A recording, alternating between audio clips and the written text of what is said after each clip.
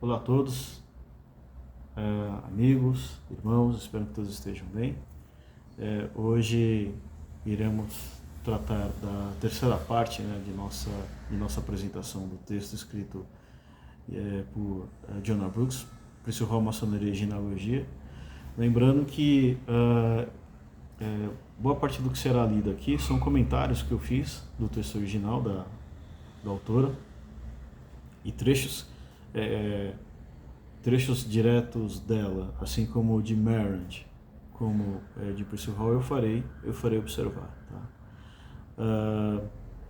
Então, da terceira parte, Jonah Brooks relembra que, de acordo com a lenda bíblica, embora contestada, que sobre Cã, filho de Noé, abre aspas, há uma crença de uma distinção racial sobre ele, fecha aspas, que era uma espécie de escuridão, entre aspas, que marcava durante o dilúvio e pós-diluviana, resultando na interpretação de alguns de que era a punição por violar a privacidade de Noé. Outros ainda entenderam que era uma cor típica do povo de Canaã, terra de origem de sua esposa. No entanto, Marland enfatiza corajosamente que Cã é a origem de um legado grandioso. Através dele, uma sabedoria secreta foi transmitida para Cush e Nimrod, para a Etiópia, Babilônia e norte da África. Esse trecho ele trata da disputa, né, entre racistas e os antirracistas, escravocratas e anti-escravocratas, usando a Bíblia, curiosamente, como campo de batalha intelectual para argumentar e contra-argumentar, desenvolver tese e antitese das teses racistas que dominavam o território americano, que o negro naturalmente nasceu para ser escravo porque ele era descendente de Cã. Então tem toda a dramaticidade, né, pré-diluviana e pós-diluviana, né, no entorno da lenda Naukita. Vejam bem, quando eu digo lenda, Naukita, lenda bíblica, como está citado aqui no texto, não significa que eu não acredito no que o texto coloca, no texto bíblico coloca. Mas eu estou partindo do ponto de vista neutro, neutro na questão religiosa. Então, aqui a ideia é uma interpretação histórica, né, que tem a Bíblia como evidência. Então, por isso que eu não testuo que falo diretamente que está na Bíblia, para não dar a entender que eu esteja fazendo apologia a qualquer religião. Tá? Então, é importante observar isso. Então, essa, mais uma vez aqui, ela evidencia, né, a iniciativa de Marland em dizer que aqueles que são descendentes de Cã, e aí a gente subentende que Marland entende que nós, negros, são descendentes de Cã, né? Só que ele, ao contrário do que era uma opinião de racistas, né, como eu já disse algumas vezes, ele fala que na verdade, Cã legou à humanidade algo de grandioso, né? Então, dentro da sua redenção, né, vamos chamar a redenção de Cã, daria um bom livro isso, dentro da redenção de Cã, que falamos inclusive no texto anterior, que o resultado até, né, é legar a tecnologia e a civilização para a humanidade. Fala que não, Cã ele não estava eternamente condenado, nem a sua descendência, né? E uma sabedoria enorme, né, foi deixada para a humanidade. Avançando em comentários ligados à maçonaria, Jonah Brooks, né, observa que a iniciação maçônica é acompanhada pelas práticas de sinais, toques e palavras, como uma linguagem universal dos iniciados. Aí ela observa que Marriage, de forma perspicaz, observou traços bíblicos que também se reproduziam de mesmo modo, A exemplo, a história de Ben-Hadad e Acabe, líderes dos israelitas e sírios em guerra. E aí começa com um trecho escrito por Merland. Ben-Hadad envia uma mensagem a Acabe, rei de Israel, pedindo apenas sua vida como cativo. Mas eis o amor fraternal de um maçom. Assim que a mensagem foi entregue, mas ele grita em êxtase: ele está vivo, ele é meu irmão. Todo maçom sabe que ambos eram do ofício e também os mensageiros. Então, é uma visão muito calcada de uma maçonaria no entorno bíblico. Alguns falam que existe a maçonaria histórica, maçonaria evangélica, maçonaria esotérica. Então são teses, né, para definir as escolas maçônicas. Aqui é um caso de uma escola maçônica bíblica ou evangélica, como eu já havia escrito por aí, né? Então, essa maçonaria dita evangélica, eu não concordo muito com esse termo, mas enfim, serve para nós como referência. Ela usa a Bíblia para justificar a sua existência orgânica, as suas lendas, a sua moral. E Merge, muito claro aqui, ele é influenciado por esse pensamento maçônico. Esse pensamento maçônico ele influencia muito ainda nos dias atuais a maçonaria do York, maçonaria de York, né? Então, na minha visão, a maçonaria de York não cabe esoterismo. Essa é a minha visão muito particular, por causa da sua formação histórica. Então, assim, a formação histórica da maçonaria de York não permite assim. E quando a gente fala dessa maçonaria bíblica, a gente tem uma influência, ou evangélica, ela tem uma influência muito que tem origem com as Constituições de Anderson, de James Anderson, de 1723, né?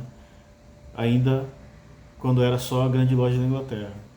Dentro das Constituições, né, e dentro do pensamento de Anderson, ele deixa claro que a maçonaria ela existe desde a época de Adão. Adão era considerado o primeiro maçom, ou um dos primeiros dos maçons. E a maçonaria ela é eterna desde aquele período até os dias atuais. A gente, olhando por esse olhar agora, né, a gente não tem nenhuma evidência concreta que Adão era maçom, ok? Mas à época isso era muito acreditado, né? Então assim, Merritt ele acredita também nisso, né? O trecho aqui que ele fala que grita assim em êxtase, ele é um irmão, todo maçom, todos sabem que ambos, né? Ele fala de Ben-Hadad, né? E Acabe, que Ben-Hadad e Acabe, ele deixa claro que no pensamento dele eles eram maçons, né? Então isso não tem, isso é claro que não é verdade, ok? Agora, enquanto lenda fundacional, ok, eu acho que faz sentido. O que é uma lenda fundacional? Uma lenda fundacional ou mito de criação, a gente pode chamar também de mito de criação, que talvez seja mais apropriado. O mito de criação, ele trata do surgimento histórico de um mito, né? Da formação de algo que não tem uma evidência histórica, mas esse mito fundacional ele acaba influenciando, né, ou mito de fundação, ele acaba influenciando a forma de um comportamento atual de uma determinada sociedade. Então, um exemplo, a lenda dos fundadores de Roma, Remo e Rômulo, né? Que eles foram criados por uma loba e eles foram que criaram Roma. Então, assim, é claro que eles não foram criados por isso, né? Mas foi uma forma que os romanos criaram de explicar, né, os elementos morais da formação de Roma, criados por uma loba. Olha só, uma loba, né? Duas crianças sozinhas, né? Por que são dois, né? A gente vê aí a dualidade. Então a gente vê lobo, que a simbologia do lobo diz, né? E aí foram criados, né? Então há figuras né, antigas da época romana que mostravam, né, as duas crianças sendo amamentadas por uma loba. E aí, assim, aí, o ato de amamentar, né? Então, isso faz parte do mito de fundação, mito criacional, que dá uma força moral, e essa força moral ela se consolida em ações concretas a uma determinada organização, a uma determinada sociedade. A maçonaria também ela passou por isso, passou e passa por isso, né? Então, nós temos vários mitos fundacionais, né?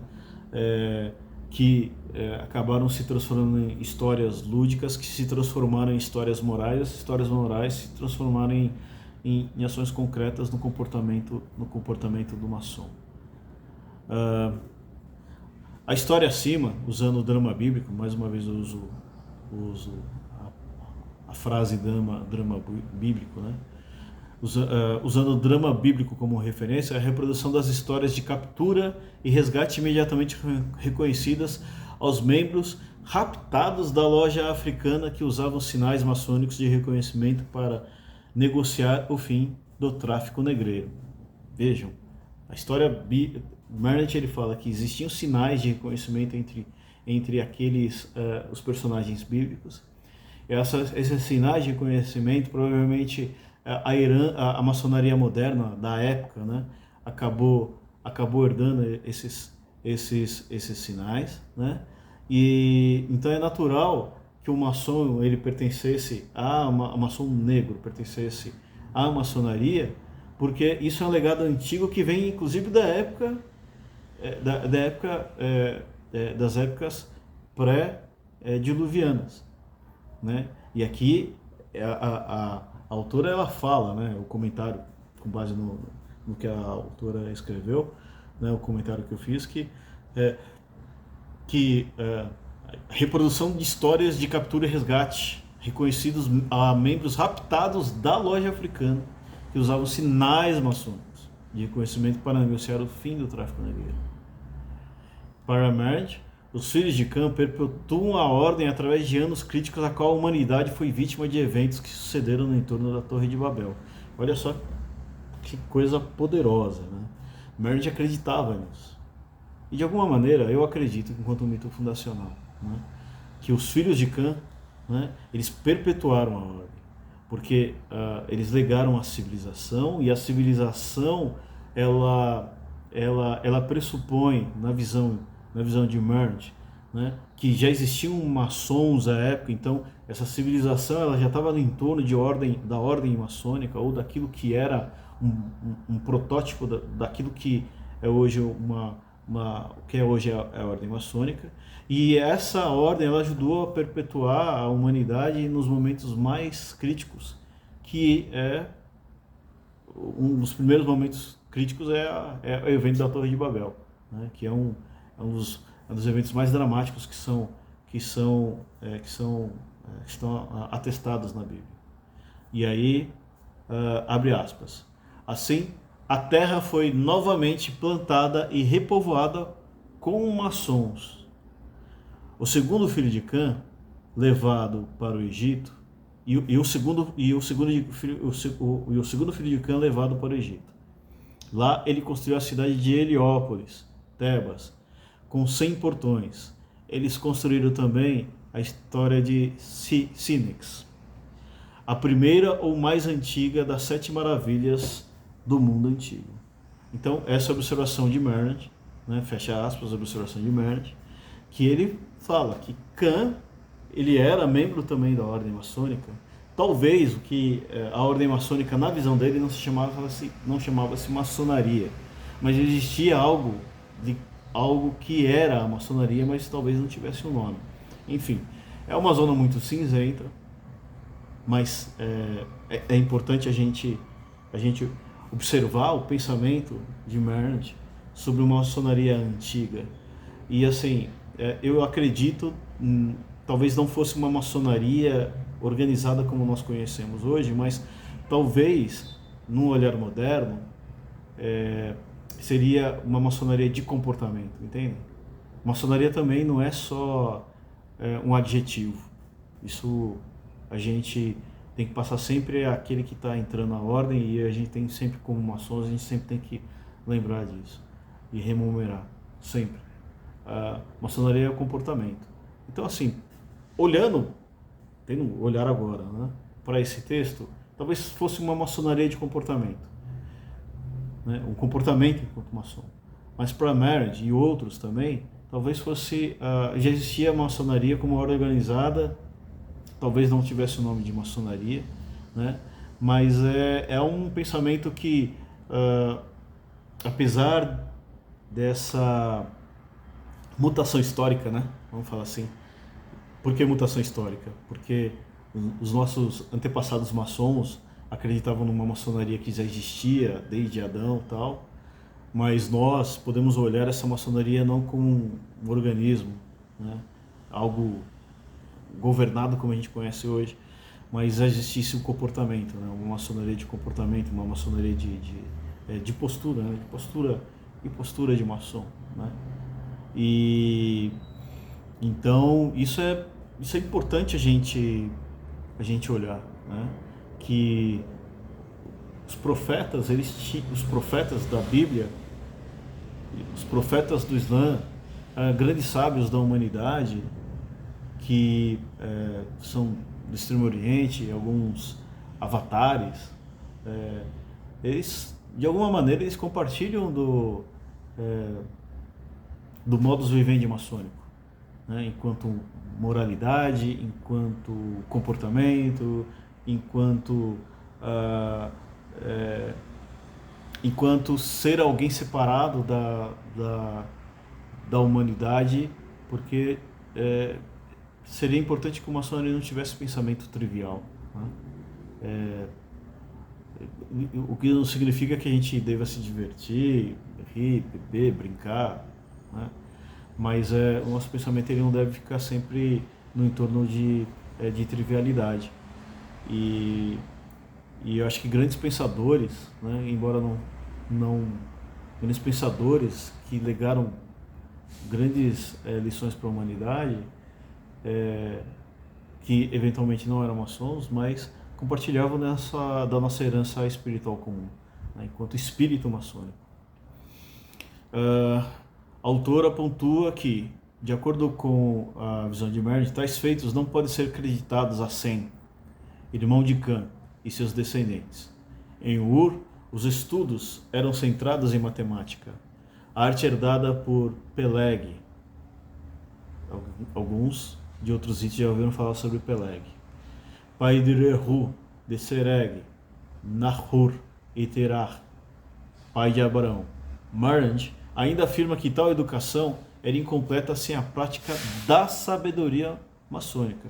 Marriage acreditava nisso. Abre aspas. Os descendentes de Abrão peregrinaram ao Egito, pois os pastores ainda viviam em tendas.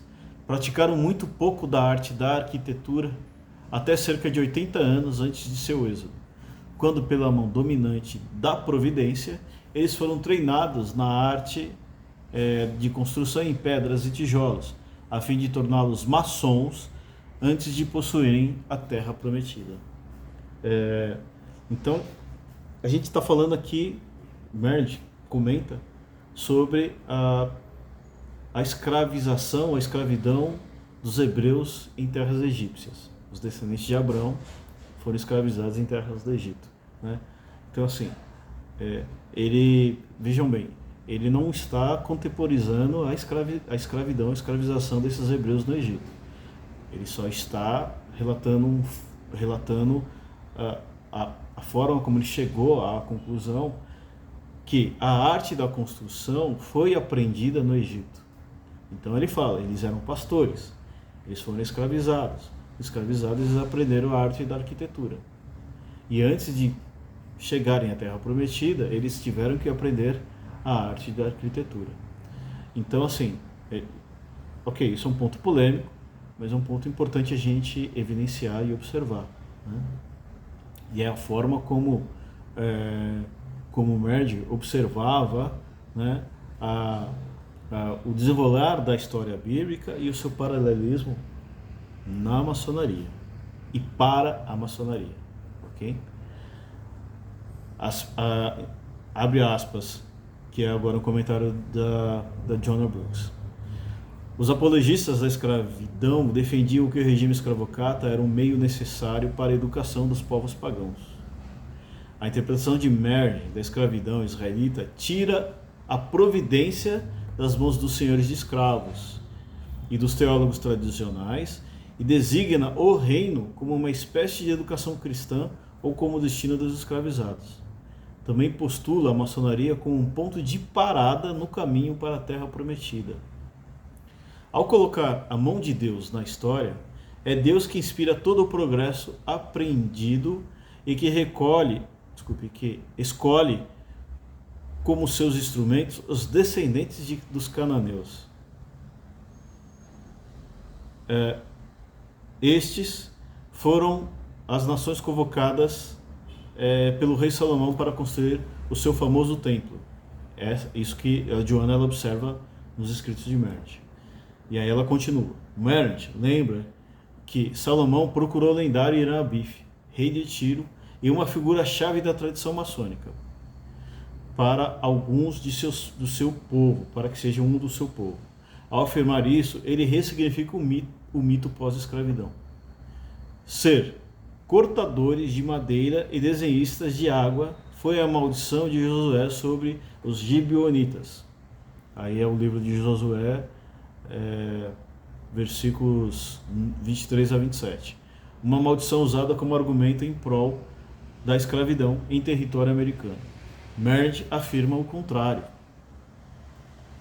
Abre aspas para Merge. Nada mais pode redundar em honra desses filhos de Cã do que o seu trabalho no templo de Salomão.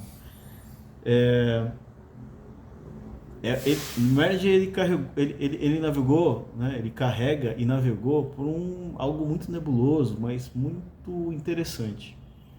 Ele fala que da construção, né, das teorias racistas, os negros eram descendentes de Cã, sendo descendentes de Cã, eles eram automaticamente escravos, né? Então assim, está justificada a escravização. Merge ele fala o contrário, ele fala, não, ok, houve um problema, esse problema foi corrigido, Cã, pela providência, teve a redenção, e nesse processo de redenção, a arte de arquitetura foi legada a esses descendentes. E essa arte da arquitetura, ela era a mais pura e nobre maçonaria. Então, assim, a maçonaria, essa interpretação de Merge, a maçonaria, ela é... Vejam só que é algo muito interessante. A maçonaria, na visão de Merge, e eu compartilho parcialmente, eu vou dizer por que depois parcialmente, a maçonaria, na visão de Merge, ela surge a partir dos descendentes de Cã, e não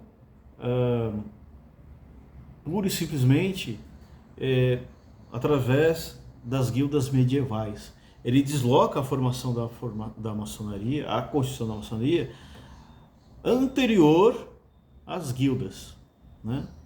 ao período das guildas. Então, a gente tem aí a evidência que as guildas medievais, né, as ordens de construtores medievais, era que formaram a maçonaria moderna. Eles eram considerados como os maçons operativos e nós somos os maçons especulativos. Então nós somos descendentes dos operativos. Os operativos eram originários das guildas medievais que tinham a arte da arquitetura, né, a arte de construir, né, a arte de construir no período medieval.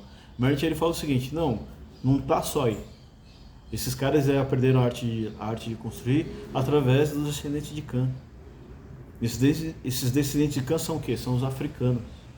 Então, assim, é natural os africanos serem membros da maçonaria porque eles receberam a maçonaria. Os negros receberam a maçonaria em tempos antigos. Essa herança maçônica, ela não veio só do período medieval.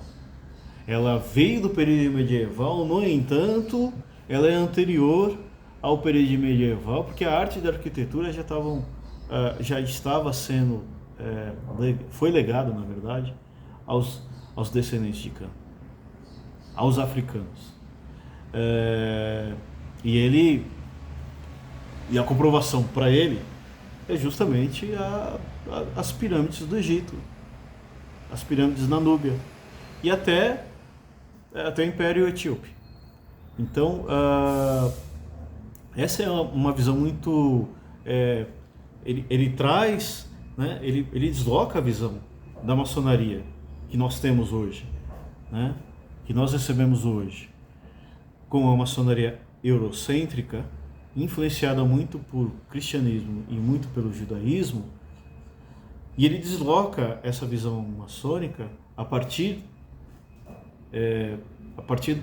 da própria Bíblia, que é uma maçonaria afrocêntrica. Então sai de eurocêntrica e ela vai para afrocêntrica, que depois acabou se tornando a maçonaria Percival Hall. Então a maçonaria Percival Hall ela acaba sendo influenciada por essa visão afrocêntrica, não só como um elemento de resistência ao racismo, mas também até por evidências bíblicas dos nossos antigos maçons, né, dos nossos antepassados maçons Percival Hall. Marriage, óbvio, um deles. Então, chegamos aí à parte final desse terceiro capítulo, né? Dessa vez eu fiz ela de maneira total, sem ser dividida em duas partes, né? Espero que tenham gostado, mais uma vez, né? Me inscrevam, criticam, tá aí o nosso canal para isso, né? E, havendo dúvida, mais uma vez a gente está à disposição para esclarecer do que necessário for. E se a gente não souber, vamos procurar quem sabe, ok? Um grande abraço aos meus irmãos e aos meus amigos.